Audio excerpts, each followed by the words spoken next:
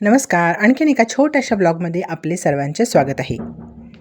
तर आज बाळाला द्यायचे होते 10व्या महिन्यातील त्याचे डोस. तर त्याच्यासाठी सकाळी उठल्यापासून आमची तयारी चाललेली होती.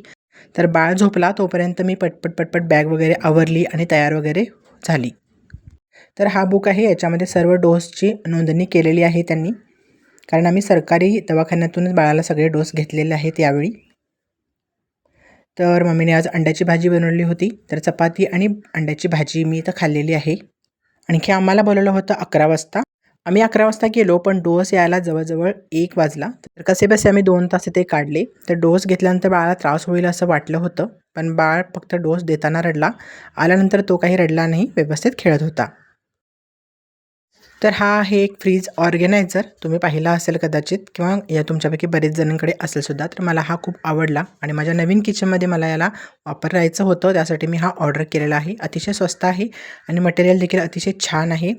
तर उद्याच्या टिफिनची किंवा जेवणाची तयारी करण्यासाठी यामध्ये कटिंग वगैरे करून ठेवण्यासाठी खूप छान असा हा फ्रीज ऑर्गनायझर आहे.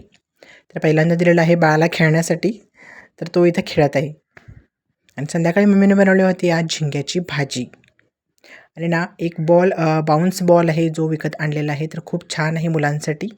तर हा जोरात आपटल्यानंतर ना त्याच्यामध्ये लाईट्स सुरू होतात आणि खूप छान असा बाळाला एंटरटेनमेंट होतं. तर असा काही माझा आजचा दिवस गेलेला आहे. Thanks for watching friends. Take care. Bye bye.